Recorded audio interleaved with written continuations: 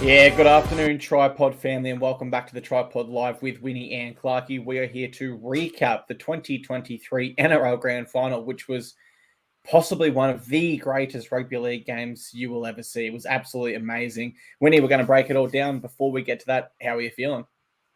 I'm stunned. I'm still shook from the final 20 minutes, or the whole second half. I mean, great grand final overall, but that second half in particular, I'll say it straight off the bat, that's the greatest grand final I've ever watched. I know people will straight away go to 2015. I guess you can't beat the final moment of the 2015, regular time and the drama, but for the excitement and thrills and spills of that second half, I was mind blown. I was, my jaw was dropped multiple times during that second half.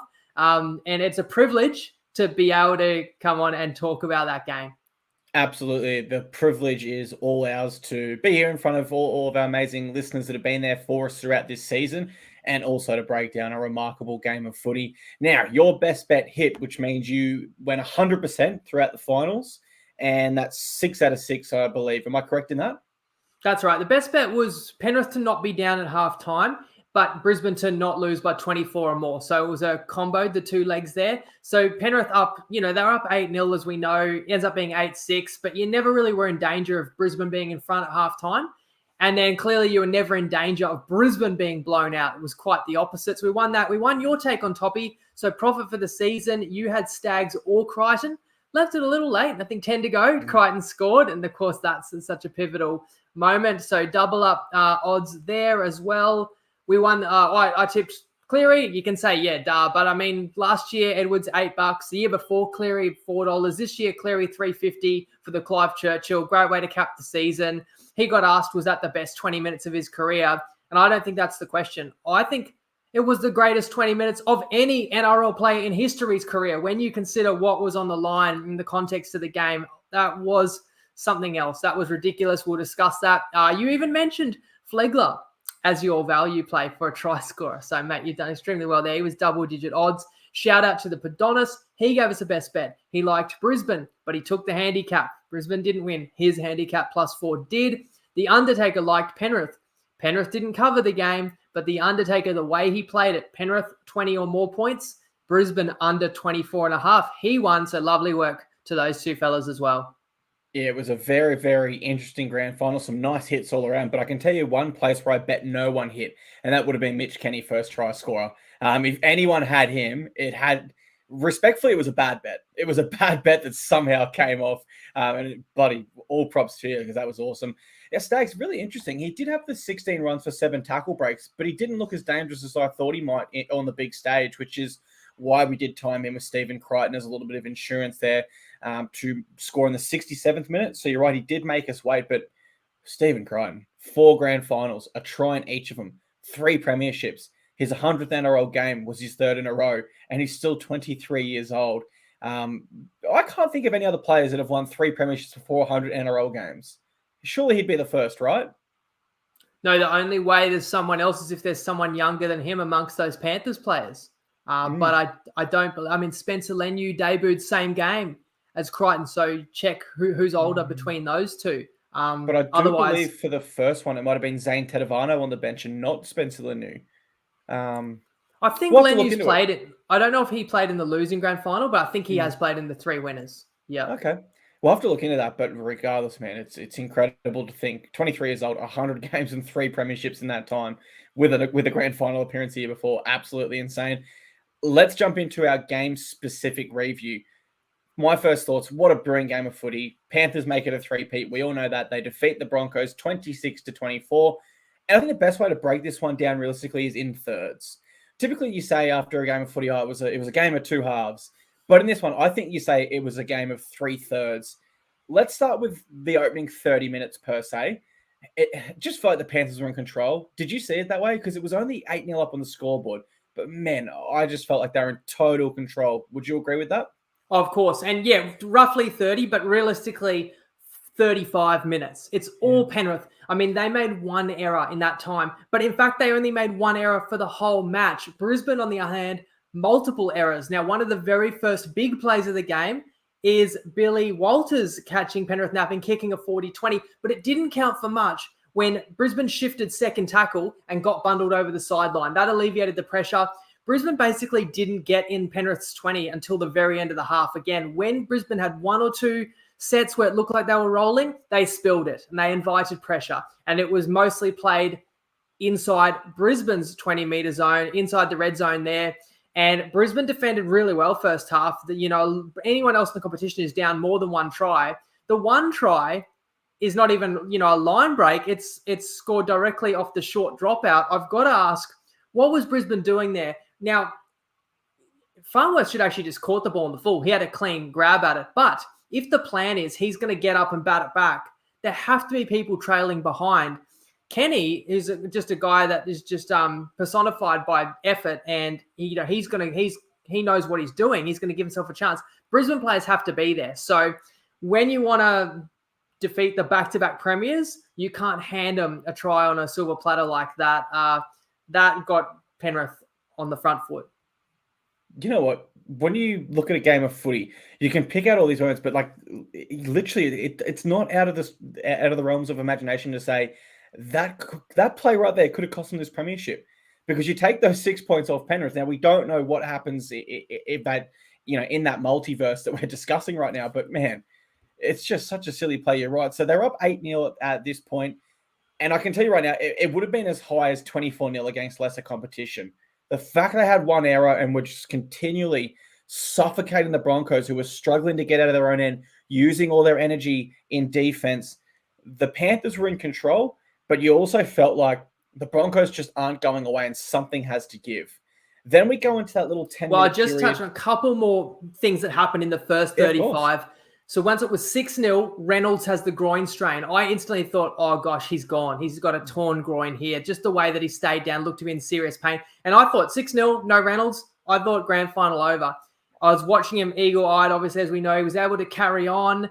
But I think it is important. Obviously, that happened. He said he nearly gave up the kicking duties, so it clearly did affect him.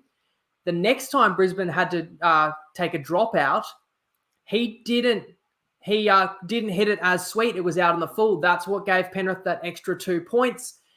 Additionally, I would actually highlight Farnworth. He got isolated a couple of times early and made some great solo tackles on Tungo, which typified Brisbane's goal line defense. There were no penalties in the opening 35 as well, other than when that ball went out in the full. But there were no ruck penalties until a really strong run by Herbie Farnworth. Couple minutes to go in the half, earns Brisbane a penalty, gets them down under the shadows of Penrith's posts for the final set of the half. And I have to say, brave all-or-nothing play by Tyson Smoothie on fifth tackle. You know he had Reynolds in his ear demanding that ball. He went flat to your man, Flegler, and Brisbane had to be thrilled to go in at the break, 8-6. They were very, very lucky to go in 8-6. Maybe not lucky because their effort was there the whole time, but I guess I offer that it could have been a hell of a lot worse given how much pressure they were under. And to be fair, it actually is a probably really big credit to them. They did go in 8-6. There's that little 5-minute period you mentioned there, and then we look at the other side of halftime where in this period, I truly felt in that moment the Broncos were going to go on and win this game. How I saw it, and of course hindsight is, brilliant, but at that point of time, I thought they've just weathered a massive storm by the Panthers here. They're going to go on and win this. And as good as the Panthers are in that portion of the game, with how the Broncos were performing, I was ready to call it. They just exploded, particularly through Ezra Mam, of course. That is a brilliant hat trick in a grand final. But a fully focused Panthers side generally doesn't allow him or Walsh to break their line directly like that. They're very good at scrambling with their defense. And for that reason, I started to get vibes that this is Brisbane's game to lose from here. They are on.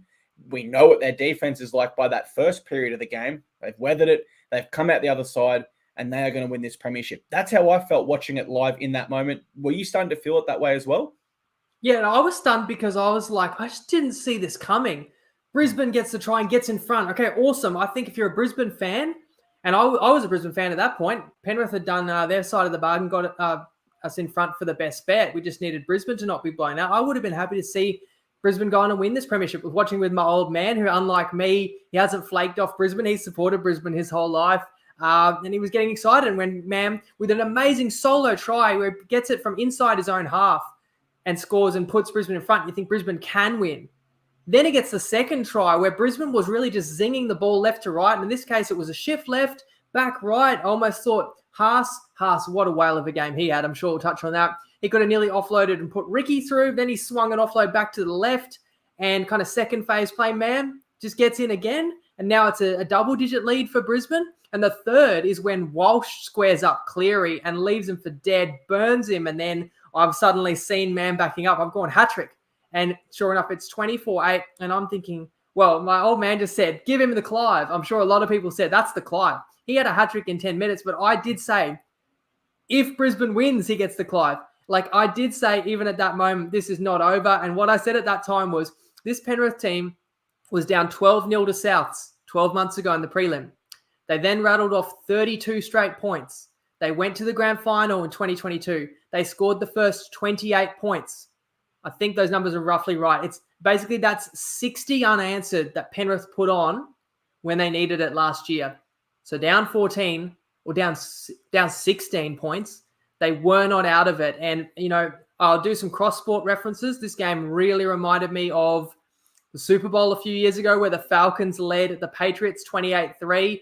And the people who I was with thought I was crazy. I kept saying, this isn't over yet. They haven't won it yet. They need to make one more play. I was kind of saying that with Brisbane. I just felt like one more try would have cracked Penrith. But, you know, comeback, it always just starts as one moment. Yeah, and in that instance, Tom Brady is Nathan Cleary. When we look at this grand final and you compare the star men on their team, they need to step up, and they did there.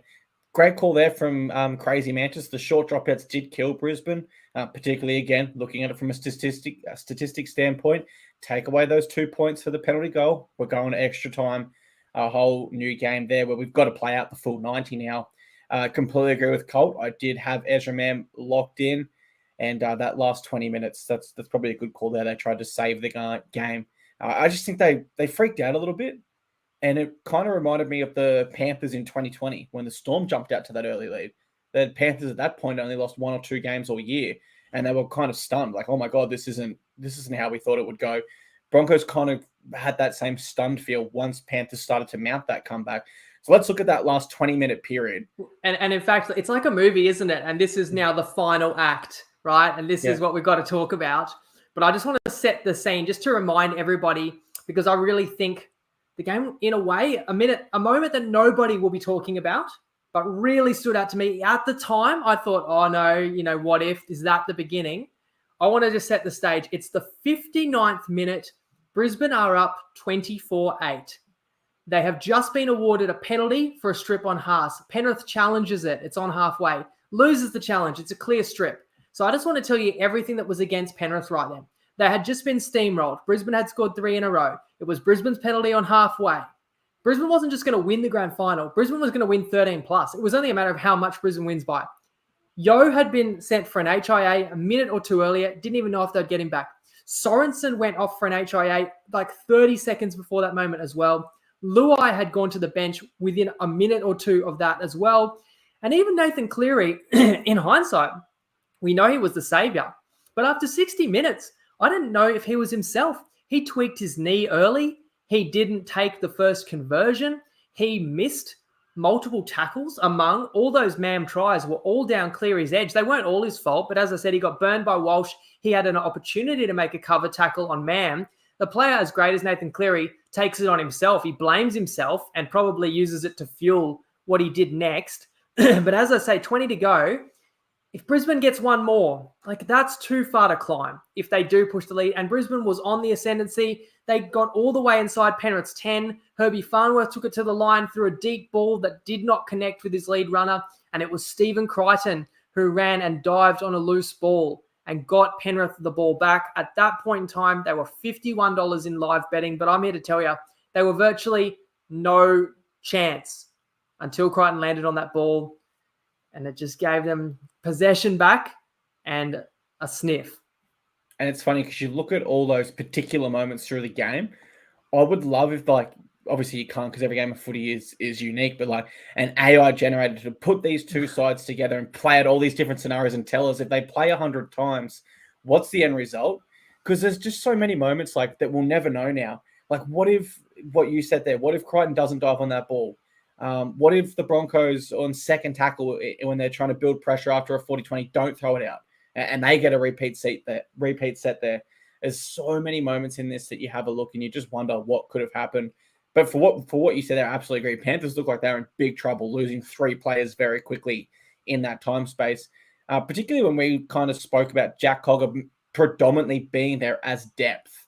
Like we weren't even sure if he'd get on, let alone come on and play brilliant like he did. So we get to this last 18 minutes and it's clear based on everything you've just said, the Panthers desperately needed something. Bang. Nathan Cleary, straight through a gap on that right side, throws the inside ball to Leota. And at this point, everyone I was watching the game with didn't react at all. They said, no, it's fine. Broncos have still got this. And I just said to him, no, you cannot let Nathan Cleary into the contest like that. His confidence will be so high right now. 5 minutes later, the game is broken, wide open. But we go all the way to 4 minutes to go. And the Broncos are still in front. Like for everything that happened before that, 4 minutes, 2 sets of 6. It's all you got to defend, and the premiership is all yours. The try that Nathan Cleary scored there, Winnie, was the exact same as the one he scored in the final 20 seconds of the 2020 NRL Grand Final. True. You watch that replay. He stepped inside on that exact same position there, bumped Ryan Pappenhausen and scored. So the Broncos, they had to have thought maybe that was coming, but with the amount of pressure they were under, Nathan Cleary, with his confidence sky high, shoots through another gap, and this time he runs straight under the post to make sure, without a shadow of a doubt, he's kicking that conversion. It's absolutely insane to not only look at how they won this game in the Penrith Panthers, but how they won all 3 of their premierships. When I look at the Bunnies game, it was a tight arm wrestle where they found a way to win through that intercept. We go to the Eels game. They blew them off the park. Simply too good. And in this one, they came from behind in unthinkable circumstances to defeat the Broncos, who have been the form side of this year, this competition this year, alongside them. Absolutely crazy. I think, actually, I'll save this question for the end here. I want to get to you first. How did you see that final period? How do you break down that last 20 minutes? Yeah, you mentioned 2021. Similarity was that Penrith led 8-6 at halftime in both grand finals. The difference is 2021, I think they only each had 1 try in the second half. And as you said, Penrith needed an intercept try against the run of play, and they win that grand final. And in this game, well, not only did they need to score 18 unanswered at the end, but they needed that kind of fluky try from Kenny. So here we are talking about a team that's won 3 in a row. I'm not here to take anything away from them, but I'm here to say you still need luck.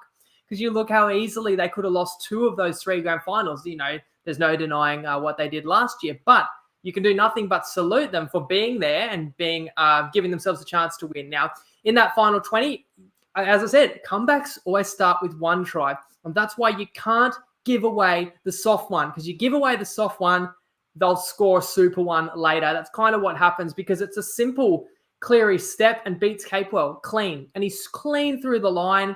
And it's Leota backing him up. Try. Okay, so you cut a deficit from 16 to 10. You don't have to panic. And Brisbane should have regrouped. But clearly the pressure's on because if any team in the competition can score back-to-back tries, it is Penrith. So Brisbane's a bit worried, but still in front. The very next set, Cleary kicks a 40-20. Now, when everyone remembers that game, they're going to remember that third tackle, a 40-20 from his 30 that goes out on the 10. It was one of the great kicks in a high-pressure situation ever. But what people probably have already forgotten, and it's like it only happened 18 hours ago, that 40-20 didn't set up a try. Brisbane survived that set. It was a crucial set, and give Brisbane credit. They defended it.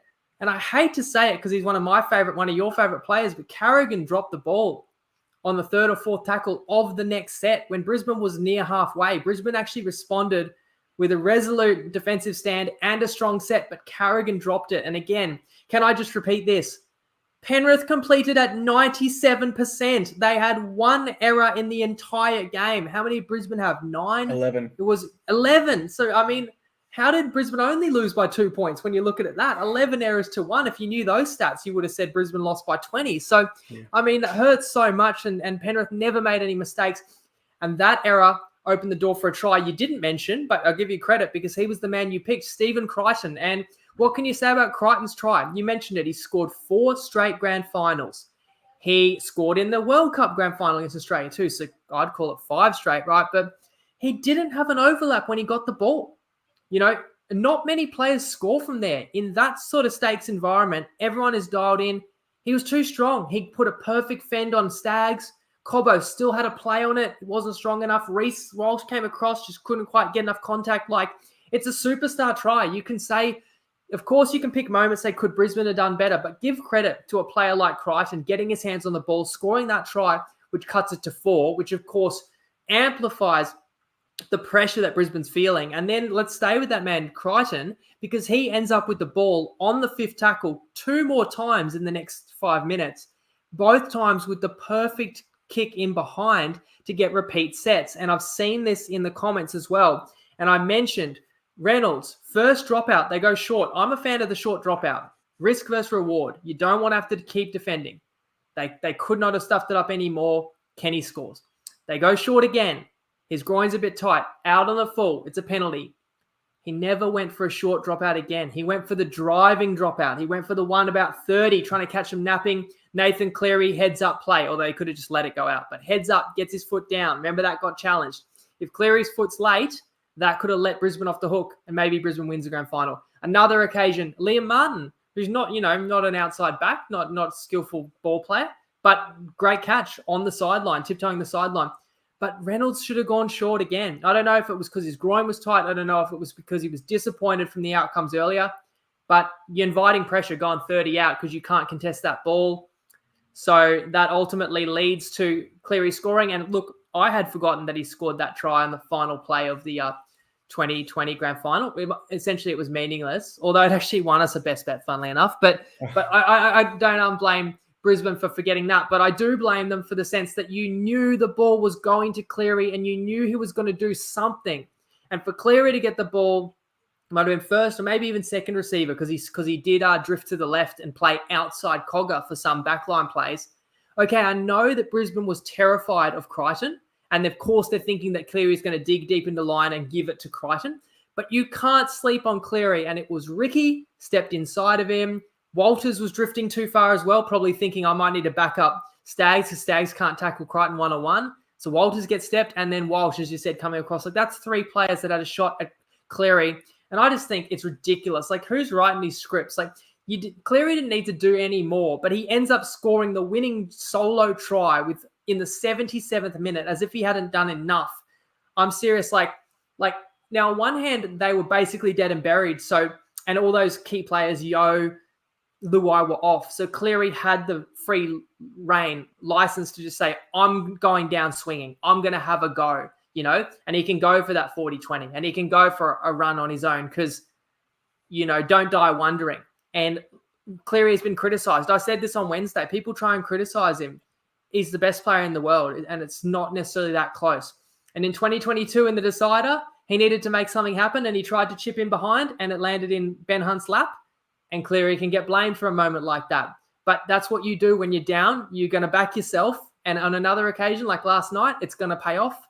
He scores the winning try. And Brisbane had a sniff because they're only down 2. And I was thinking, Reynolds 2-point field goal. Like, you might get an attempt. And Brisbane did make a half line break. Walsh did offload inside. But that offload found the hands of a very thankful Panther. And we're talking about 3 straight premiership victories now. It's another moment there. But if Reece Walsh holds that last pass in its second tackle when they're on the 40, do they get Payne Haas or Flegler with some momentum, Paddy Carrigan with a quick play of the ball for a shot at 2 points? There's just so many little moments in this game that contributed to being one of the best games of all time. And you can play right with Nathan Cleary. Like, you're not going to make every single chance you take. Michael Jordan missed so many game winners in the NBA, but we just don't talk about him because he built up such a resume that it's not really a debate that he's one of, if not the greatest of all time. And Nathan Cleary can do the exact same thing, right? If he goes on to star in another 2 or 3 grand finals and Origin series and win a Dally M across his career, then people aren't going to go to that Origin series where Ben Hunt runs away and scores. They're going to go to all these other moments for him. And I think that's really important for people to remember when we talk about Nathan Cleary, because there's still a lot of unnecessary hate for him, which is really, really weird, even as a Queenslander. Surely not now. I don't even know what the most staunch hater could say now. And I think, like, he's 25. God forbid, like, obviously knock on wood, but if his career ended tomorrow, I feel like his resume is already up there with the greatest. To me, when I've probably said this for 4 years, to me, he's the next Thurston. He's always there. He's always there in the moment. He can beat you with a pass or with a kick or with a run. And that's how I always felt about Thurston. And as a Queenslander, and he's probably my favourite player through his career, I just felt like he could come up with the match-winning play, but I feel like that's Cleary now. And mate, I don't know, is he better? I mean, Thurston won one grand final as a starting halfback, another one early in his career off the bench. Cleary's just won 3 in a row. So like the resume, I don't know, there's not many players that stack up against him. So I guess that's a discussion that's going to be ongoing because he's not stopping. I know we're going to talk about what's Penrith look like next year. I'll tell you, they're favourites. They're favourites. That means that in 2024, they're favourites to win 4 in a row. Like, it doesn't even have to end now, which is the wildest of all. But where do you want to go next? Did you do like a 3-2-1 for the game? I just want to say as well, like, I've said a few moments, yes, I've singled out a player here or there that made an error or missed a tackle because I feel like in a game, it comes down to those margins. You do look back at moments and say, like, if only this had happened. And I feel like Brisbane had it won like 99%. So if just like one more of those things went their way, they're probably the premiers right now. And I want to give them enormous credit because that period of footy they put on in the middle of the game was unbelievable and they deserved to win it. And they came up against a historically great side and they came as close as you can come. So look, if you're a Brisbane fan and you're watching us right now, you've got a seriously strong stomach. I doubt any Brisbane fans even want to think about the grand final. It's going to be haunting. It's going to be heartbreaking. And we'll talk about Brisbane, but I can't console you. Like, it's going to hurt so much. That's why it feels so good when you win, because it hurts so much when you lose. And I do feel for Brisbane, there was an AFL grand final. It was basically as tight the day before Brisbane went down. Last time Brisbane was in the grand final, we know how it ended. So, like, gut-wrenching. But you also just have to celebrate the brilliant moments that were made by the victors as well. And I'm sure... Well, how many Penrith players did you kind of have in your best 3 or 5 on ground? I haven't looked at in my 3-2-1s. I've actually got 2 Broncos in there, which is a little bit strange. That's fair. In terms of putting together a team of the week or a team of the grand final, I haven't had that deep of a look yet. Final thoughts from me before we get onto our 3-2-1s. What about our show sponsor Better? I think they had to pay out $72 million, was it, in regards to the 100-1? And can you imagine the executives? I haven't talked to anyone about it. Can you imagine the execs all sitting there at the 60-minute mark of this game going, oh my gosh, we've been sweating for months on this Penrith bet. Everyone took Penrith 100-1. We've been trying to get people to cash out. We've been trying to offload. We've been just desperate for someone to knock off Penrith. And here we are, and they're going to lose the final by 20. And then the sickness in their stomachs that they must have felt. I mean, I had people messaging me. I had a friend message me, how did we lose this? And it was when Brisbane was still in front. It was with 10 to go. He said, how did we lose this? Because once Penrith cut it to 24-20, and there was still a full 10 to go, I don't know how you felt. I felt like it was 50-50 who was going to win, at that point. Like, if not Penrith, were almost more likely. That's just that. And I also said this in the preview, like, it was going to be a game of momentum swings, and could you absorb that pressure? Brisbane did in the first stanza. Penrith couldn't really absorb it. Brisbane scored 4 straight tries, but then Penrith did them one better to close out the game. It was quite literally a game of pendulum swings where momentum just flew Panthers early, all the way to the Broncos, and then just back to the Panthers at the end in absolutely stunning fashion. Let's jump into our 3-2-1s. I don't think I'm going to shock anyone with my 3. Neither are you. It has to be Nathan Cleary, the clear MVP in this game. He was your outright pick for the Clive Churchill medal and another bet winner there, I believe. And for me, whilst I was tipping the Broncos to win this game, I did say if Panthers win, my clear pick is Nathan Cleary. So we were both kind of onto something there, as obvious as it was, I suppose. But your 3 points is Nathan Cleary as well? Yeah, no question. And we all knew it. I think before he scored the winning try, it was him that won him the game. He literally put the team, well, not literally, but he virtually put the team on his back. Yes, let's go back to you straight away for your 2 points. Who gets your 2? I give it Ezra Mam. He wins it if Brisbane wins, and you score a hat-trick in the space of 10 minutes from the 5/8 position in a grand final. That's really special, and it's going to kind of be lost in history a little bit. But he was unbelievable. He gave Brisbane every conceivable chance to win it. How about you? Yeah, I went Ezra Mam. I feel like in just his second full season of NRL, the fact he scored a hat trick in a grand final, like that's another ticket I don't think many people would have been sitting on. 2+, 3+. Absolutely insane. Just reminded me a lot of Anthony Milford. He's a young, explosive 5'8" that literally would have won a Clive Churchill medal if his side won the grand final. But that Broncos side back in 2015 and this side here lose in devastating fashion, and therefore both Broncos 5'8" miss out. For my one other note on Mam, he was 26-1 for Clive. I heard people did have him. You would have nearly thought that was cashed, and comes off contract end of next year. One positive, he made himself a lot of money. I mean, his asking price per season would have gone up a couple $100,000 easy, like just on one game when you do something like that on the high stage. And he's off contract the same time as Reece Walsh. And I believe the same manager manages them both. So he will know immediately whether he can get both his clients what they want at the same club or not. And you think Broncos would look to Reece Walsh as the priority? I do. I think Brisbane gets them both. But I just think they're going to have to, pardon the pun, but they'll have to pony up. Yep. I'll tell you what, if I was Ricky Stewart and the Canberra Raiders, I'd be calling Ezra Mam right now and saying, mate, do you want $1 million? Because that's what we're paying Jack White, and we'll pay it straight to you. I think they've got to do that, if I'm honest. My 1 point, a little bit weird. I do have 2 Broncos in the bottom here. I've got Payne Haas. Now, I could have gone Moses Leota. I could have gone a couple other Panthers players, Stephen Crichton, for example, but I'm going to go Payne Haas. I just feel with 41 tackles and 0 missed, 6 tackle breaks, couple offloads, 150 meters, he went at a Panthers pack that, for the most part, have all won 3 premierships in a row and or are otherwise experienced rep players, as he is. And I feel like if you look at all the props in this game objective, all the middle forwards, Payne Haas came out on top.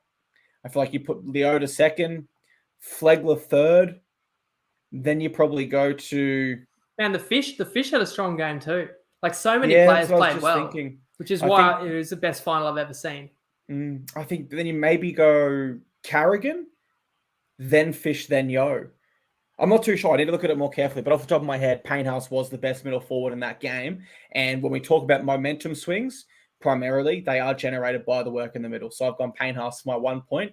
Who locks in your 1 point? And I thought that was a great tip by you for him, man of the match. You know, Mam had 3 tries in a row, and he probably would have got the Clive if Brisbane wins. But I almost felt like Haas was so good that he could have realistically actually been awarded it, even with Mam scoring 3 in a row. Thus was his effectiveness. It was unbelievable. You talk about 150 meters. It felt like more, but like half of them are post-contact because Penrith wasn't sleeping on Haas. They were meeting him every time, but he was carrying them over the ad line. And as you said, in a game where if you look at the missed tackle counts, a lot of good players have more than a handful of missed tackles in this game, and Haas has none. Like he was absolutely phenomenal there. I don't know if I could have had him in my top 3 though, because I couldn't deny Stephen Crichton. I'd probably give the 1 point because I think if it comes down to the moments that won the game, you talk about Crichton's try, but not just his try, but his defense on Stags all night, and also those touches that he had, those kicks that were decisive. And then you mentioned Leota was awesome, right? But there's another guy neither of us have mentioned. He only had 300 meters last night. You know, lost in the shuffle was Dylan Edwards, was one of the best on ground as well. So I'll go with top 5. Cleary, Mam, Crichton, Haas, Edwards, because they all deserve a huge applause and a shout out. And I did see Corey Parker and Michael Ennis, who are 2 premiership winners on the Fox League breakdown, say words to the effect of Dylan Edwards taught Reece Walsh last night how to be involved in a big game, but don't overplay your hand and make errors. Where Reece Walsh might have tried too hard at stages to get involved, Dylan Edwards, with his grand final experience, just played his natural game, did what his side needed him to do, and you'd argue, well, I don't think you have to argue at all. He came out on top with a better grand final performance than Reece Walsh, despite Reece being the better player throughout the regular season. That's our 3-2-1s. Let's go to an unsung hero. Now, you can go either side here, or you can just go one from the whole game. When we look at this grand final, do you have anyone that springs to your mind that was an unsung hero, or maybe had a bit of an underrated performance you'd like to single out? I mean, Cogger comes to mind, obviously coming on with 20 to go. But I actually think Edwards was the unsung because I don't think anyone talks about him for the exact reason that you mentioned, that there's not really one play that comes to mind of a highlight reel play. And yet when you realize he was everywhere all game, those are the couple guys that come to mind for me. What about you? I've got Jack Cogger as well. I'll tell you why in just a second, but get out of Nathan from Thailand. We hope you're having a great holiday and enjoy that premiership victory. I'm going Jack Cogger because in our previous show, I said I think he's there in case Luai's shoulder doesn't last the whole game. Outside of that, I couldn't see how he got on unless it was in like the final 5 minutes as a cameo. He played 29 minutes from the bench, and Jerome Luai was forced off with that shoulder injury. Now, we have seen at times throughout this season Nathan Cleary look a little bit off without Jerome Luai, without that other threat in the halves. Sides were actually able to really zone in on Nathan Cleary and somewhat limit what he was able to do.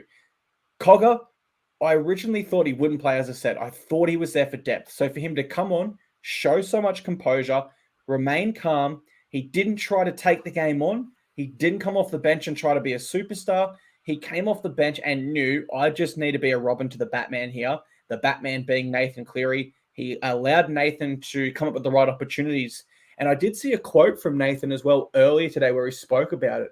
He said, I've got to give a massive rap to Cogs as well when he came on. He sort of unlocked me. He was communicating well, getting me to see things, and we were sort of following each other around the ground. He was a big part of why we won. And that's really, really huge praise from the Clive Churchill medalist. So Jack Cogger is my unsung hero in this one. Let's go to a word on either side's season.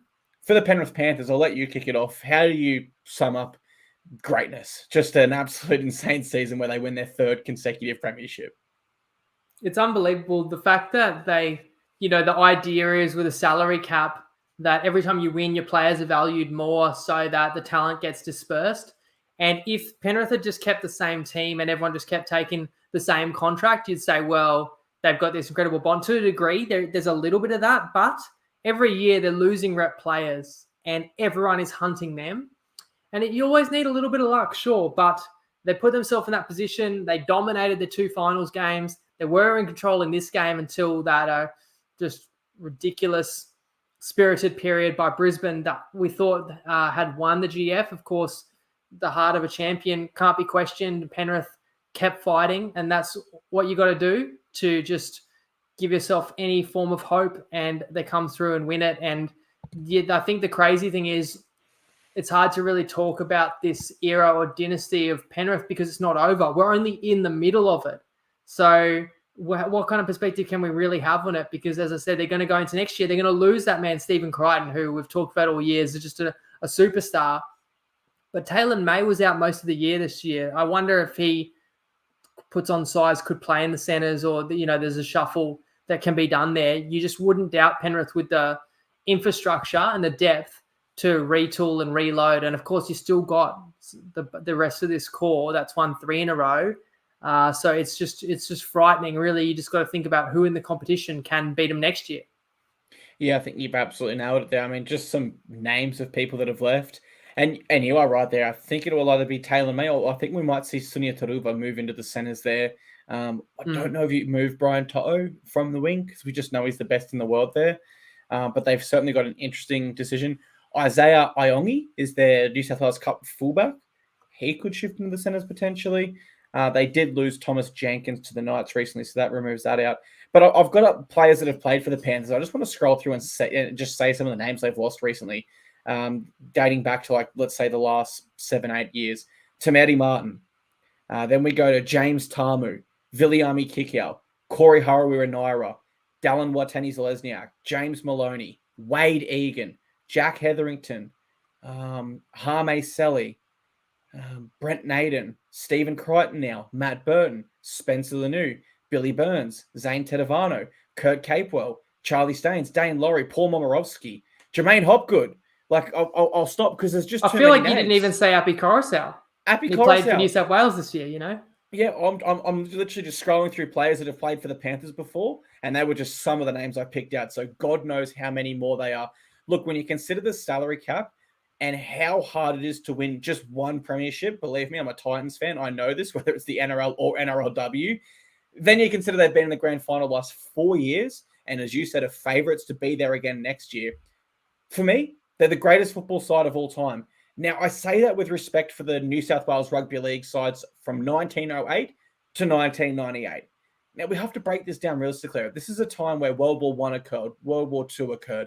Players weren't really professional. They kind of had their day job, and footy was the weekend thing and in the afternoons with your mates, right? And there was a Dragon side in there that won 11 in a row, I believe, with a bunch of Immortals that were in it. But it was a much easier time to retain your star players because, quite simply, it wasn't about the money. It was just about the footy and playing with your mates. It wasn't really a professional league. Now, if you go back to those eras and you apply a virtual salary cap and remove players to balance those lineups, Panthers win comfortably. That's my opinion. But if you had an AI tool that could do that, I suspect that it would absolutely say the Panthers are still the best team here. So for me, they are the greatest football side I've ever seen and of all time, which leads me into my Broncos breakdown here for their season. They just lost a grand final where they had 10 more errors, where the greatest side of all only made one. What does that say about them, their ability and their potential? This is a side that will be back in the grand final, if not next season. I'll put my neck on the line right now and say certainly within the next 3. They just got to keep that core group together. They can keep that core group together like the Panthers have done and like the Storm did with Slater, Cronk, and Smith back in the day.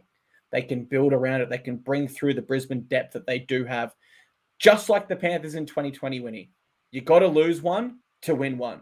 Now, this has been the case in plenty of NRL examples throughout the years. Also, the AFL, on another note.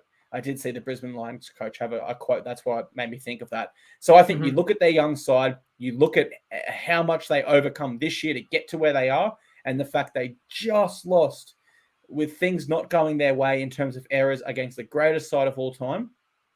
This is a side that will be back in a grand final. And if they were back in the grand final against this Panthers side next year, missing Spencer Leniu and Stephen Crichton, I'm going to tip them again. Like I did this year. How do you weigh up the Broncos season, though? Yeah, it's a fair point. I mean, Melbourne Storm's a funny test case because they didn't just have a great year. They were great for like 20 years. But I do think about the Melbourne Storm 2016, couldn't have got any closer, but they fall just short to Cronulla. They didn't go kick rocks. They came back in 2017 and they were one of the best teams in the modern era and they were completely dominant and they won the grand final by 30 points. And you mentioned, past eras. I can't even begin to try and compare past eras. I'm not going to try to. But obviously with sports science and just the evolution of athletes, even if you put one against another, it's not a fair fight, right? If we just talk NRL era, I'd love people to just throw who they think the best teams, in the conversation would be. I mean, I do think Brisbane around the year 2000 had a team that was nearly all reps or internationals. I'll leave a couple out, I'm sure. I'm going to kind of leave some of those Melbourne Storm teams out, as good as they were when they were over the cap. Manly was a hell of a team around 2008. They had that golden generation around the Stewart brothers, right? So I put them in the mix. Then I think I go all the way to 2017. Again, you look at the Storm lineup where they had Slater having the season of his career, but you had Munster, Cronk, Smith, right? Like that's a spine that rivals anyone. So I put that right up there, that Melbourne 2017. Of course, the Roosters won back-to-back, so can't leave them out of it. But Penrith just won 3 in a row. And I do think Penrith's best of the 3 was probably last year because it's kind of like this year's team plus Coruscant and Kickout. But this year's team, it's what a feat that they haven't really dropped off. Now, as for Brisbane, of course, you talk about can they build on that? You're right. Like the core is Adam Reynolds is the one that's not necessarily going to get any better, right? I think he's played as good as he can. And how long can he stay at this level? But you've got the likes of Carrigan, exactly, Haas, Reece Walsh. Now, I'm jumping around a little bit, but you reminded me when you said Billy Slater, he's in the commentary, again, I'm not trying to rub this in, but during the game, they started saying, the last team that won the comp from outside the 8 the previous year was the Tigers. They started talking about Brisbane. How many in a row can Brisbane win? They were talking about it as if Brisbane had already won. And I think Slater said something like, if they keep this team together, and I did have to note, they aren't keeping this team quite together. Flegler and Farnworth are gone next year. Those are 2 awesome signings by the Dolphins, okay? So we can't say if they keep the team together. Those were 2 of their best, 7 players this year? Okay, but you still do have Carrigan, Haas, Walsh, Staggs, Reynolds. When you talk about the cornerstones of a great team, look, it's up to them to define, to decide what they do after this game when you lose just an absolute heartbreaker, because it can go one or two ways. They can get better. They can be back again next year. And maybe if we're looking at the parallels of Penrith on a 17-year premiership drought, making it in 2020, I talked all about how this year gave me those 2020 vibes. Now it's Brisbane. Well, what happened the next year? We got the rematch and it was set up. We got the rematch actually in the prelim, I should say. And Penrith got the win over the Storm, went on and won the comp. So maybe we get the rematch next year and Brisbane gets a chance. But again, I had to be a downer. I'm not predicting this, but we see lots of times where a team just has that dream run, like the Raiders in 2019, like Souths 2021, like Para 2022. And you can't actually get better. It's such a hard competition. It's such an even competition. There's no guarantees you are back. So it's hard to predict. Brisbane's got the talent. I said before, Penrith are favourites for next year. Brisbane are second favourites. I wouldn't write them off. But it's, they have to go and do all that hard work again and build up again. And it's easier said than done. And that's why this is such a monumental achievement by Penrith. To tie in everything you said there, you look at the ladder last year, Sharks, Cowboys, Eels, and Rabbitohs are all sides that went downhill. And particularly, I probably single out the Eels and Cowboys of that bunch. The fact they missed finals this year altogether is genuine evidence that it doesn't matter how good you play the year before. Every single competition is a fresh one. And on what you said, of course, Flegler scored. He was one of their best players in this game. You take him out, you take out Herbie Farnworth. He's been massive for them all final series. And when we look forward to 2024, players that featured in this grand final that are coming off contract, I believe Reece Walsh has 2025 as a player option, which he wouldn't take for $400K, of course. No. You would have Billy Walters off, Jordan Ricky off, Adam Reynolds off, Brendan Piacura off, Ezra Mam off, and Kurt Capewell. Why is that concerning? Well, really, outside of Reynolds and Kurt Capewell, the rest are going to be seeking contract upgrades. They're hitting their prime, right? Which is like what the Panthers have gone through, losing Kickouts, Coruscaws of the world, etc. There's only 2 players on that list that are going to be looking to accept a smaller contract at the end of their career. And they're not really the ones they need to be worrying about. They need to be worrying about the Walsh's, Mams, Piacoras to an extent, Ricky's, etc. So there's a lot of positive times coming up for the Broncos. Don't get me wrong. A lot of positive times, but there will be some harsh decisions they have to make. And we will see some star players leave, just like what has happened with the Penrith Panthers. Well, that pretty much wraps up our show here in terms of the NRL Grand Final recap. And it was our final NRL-focused TryPod show for 2023. So from myself and from Winnie, we both want to say thank you very much to all of our listeners and viewers throughout this year. Thank you for getting involved. Thank you for commenting while we're live, getting involved in the bets, the community, the Facebook group. We appreciate it all. But Winnie will still have some other free betting content throughout the off-season. Winnie, what have you got planned for the listeners? Yeah, we can't probably announce too much, but I can say I'll be back on Wednesday. So I'm going to be joined by Tristan. We're going to do a season recap. So it's always a fascinating pod, especially if you're really interested in the betting landscape and the betting angle and the bookmaking angle, hearing about their highs and lows from a punting perspective as well, finding out how Tristan experienced the grand final. Of course, he was there. He saw your Titans with a lead late in the game, but not unlike the grand final, the best player on the ground just ripped their hearts out. Mm-hmm. And in that case, it was Upton leading the way for Newcastle. So congratulations to Newcastle. Congratulations. South Sydney won the state championship. But Tristan's going to join me for a chat. And especially, I think the betting landscape in general, the industry, I'm going to have some questions for him around how it's placed, because Tristan came on about a year ago and talked about impending changes and ways that they're going to have to adapt to stay viable. People may be interested in that. It'll be at the usual time Wednesday. So to wrap the season, look, my weakest season of best bet results, but it was nonetheless a 9th straight year of winning results. I'm not here to say that we did fantastic. You're doing well anytime that you come out with your nose in front. So look, I did my best and the results fell as they did. At least you can't finish any stronger than winning every single best bet in the finals. Mixed matchups again in profit. Same gamers was a really successful kind of new aspect that we gave out weekly and landed in strong profit. Clarky, you added a lot to the show, including your try scorer tips and giving the stats, and the record speaks for itself with that was tracked every bet that you gave out. If you had 100 on it, you ended up 100 in profit. So again, it's a modest profit, but nonetheless, and I appreciate just all your hard work that you did behind the scenes, how well you prepare and get organized, and really allowed to free me up to hopefully do my thing this year and share it with our community, who we're really grateful, gets around us and supports us. So thank you to everyone that followed. Tune in Wednesday if you're interested. Hope you enjoyed the long weekend. I think just about everyone was long weekend, whether it was a Friday public holiday or you're still on one today. So thanks very much, guys. And have a great week next week. I'll see you on Wednesday. Cheers, Clarky. And do it with me, mate. Lego.